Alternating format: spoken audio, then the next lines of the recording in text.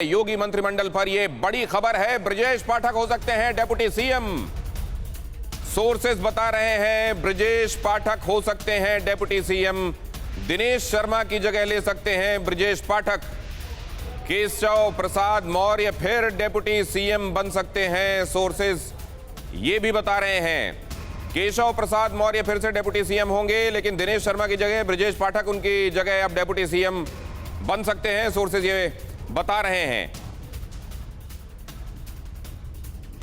अमोद हमारे संवाददाता इस बारे में और ज्यादा जानकारी दे रहे हैं। अमोद, अभी भी चीजें फ्लूइड हैं कि अब लगभग तय होने की तरफ बढ़ चली? देखिए दिनेश, जहाँ तक बात ब्रजेश पाठक की है तो ब्रजेश पाठक का नाम लगभग 3 दिनों पहले जो केंद्रीय नेतृत्व है उसके अंदर डिस्कस हो चुका है और उनको उप मुख्यमंत्री बनाया जाए, इस पर एक आम सहमति दिल्ली में बन चुकी थी। लेकिन राजनीति में जब तक घोषणा न हो जाए तब तक कुछ भी कहना ठीक नहीं रहता, लिहाजा इसलिए आज उनके उप मुख्यमंत्री बनने को लेकर जो कयास है वो लगता है थम जाएगा, क्योंकि अभी थोड़ी देर बाद जब प्रधानमंत्री लखनऊ के सरजमी पे होंगे, यहाँ पर इकाना स्टेडियम जहाँ मैं मौजूद हूँ, यहाँ पर जब शपथ ग्रहण होगा तो उसी समय लगभग ये साफ हो जाएगा कि किसको क्या पोर्टफोलियो मिल रहा है, ये मोटा मोटी तय हो जाएगा। तो इसके बाद कोई उसमें सोचने की बात नहीं रह जाएगी।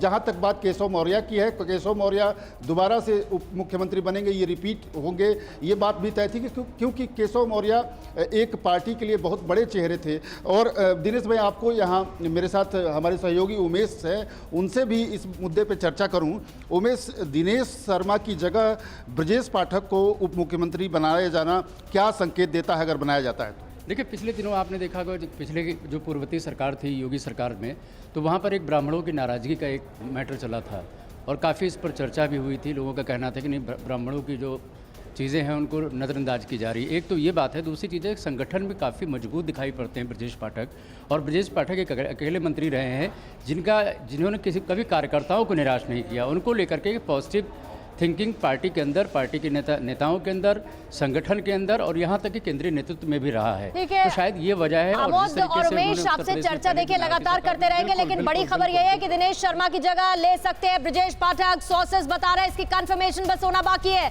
लगभग तस्वीर साफ, लेकिन लखनऊ से योगी मंत्रिमंडल पर इस वक्त की बड़ी खबर है, श्रीकांत शर्मा का नाम ड्रॉप लिस्ट में हो सकता है।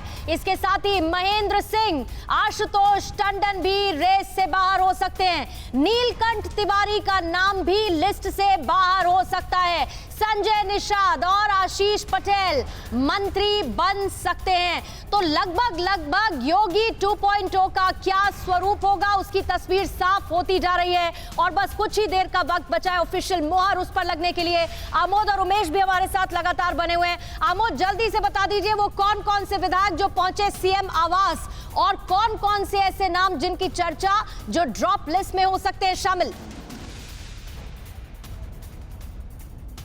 देखिए, जो सबसे महत्वपूर्ण नाम है मैं उसके बारे में आपसे जिक्र कर लूँ। ए.के. शर्मा, जिनके नाम पर पिछले 2 सालों से लगभग चर्चा थी कि उनको मंत्रिमंडल में शामिल नहीं किया गया है और प्रधानमंत्री के कार्यालय से वो आए थे एमएलसी बनकर लखनऊ और उसके बाद उनको मंत्रिमंडल में जगह नहीं मिली थी। उम्मीद ये की जा रही है कि इस बार वो मंत्रिमंडल में दिखेंगे, क्योंकि आज मुख्यमंत्री के घर जो बुलाया गया था चाय पार्टी में, उसमें उनको भी बुलाया गया था। उसके अलावा असीम अरुण का नाम एक प्रमुखता से आ रहा है। बेबी रानी मौर्य, जो एक दलित चेहरा के तौर पे उभर कर सामने आई है पिछले कुछ दिनों से, खास करके जब राज्यपाल थी उत्तराखंड में, तो उनके नाम पर काफ़ी एक सहमति बनती हुई दिख रही है। तो ऐसे कई चेहरे हैं जो पहली बार उनको मिल सकता है मौका। दयाशंकर सिंह, जो स्वाति सिंह के पति हैं, उनको मिल सकता है मौका, जो बलिया से जीत कर आए हैं। स्वाति सिंह को इस बार ड्रॉप किया गया, कंट्रोवर्सी भी हुआ। उमेश, और कौन कौन से इसमें नए चेहरे हो सकते हैं शामिल आज के मंत्रिमंडल में? देखिए, राजेश्वर सिंह की बात हो रही है कि राजेश्वर सिंह भी मंत्री बनाए जाएंगे और न सिर्फ मंत्री बनाए जाएंगे बल्कि उनका कद और पद दोनों को बरकरार रखा जाएगा, यानी बड़ा पद कोई दिया जाएगा। और जैसा कि आपने असीम अरुण के बारे में बात करी, ए.के. शर्मा की अगर बात की जाए तो ए.के. शर्मा भी ब्यूरोक्रेट रहे हैं, उनको जो बुलाया गया है, या बेबी रानी मौर्य जो कि राज्यपाल रही हैं उत्तराखंड की। और बड़ी बात यह है कि महिलाओं की भागीदारी भी इस बार कैबिनेट में बढ़ सकती है और उसी तरह की खबरें भी निकल कर आ रही हैं। आमोद, उमेश, आपसे अपडेट लेते रहेंगे और इस बड़ी खबर पर भी लगातार नजर बनी हुई है, क्योंकि योगी आदित्यनाथ का होने वाला है राज्याभिषेक। परवाह देश की, सोमवार से शुक्रवार रात 10 बजे TV9 भारतवर्ष पर।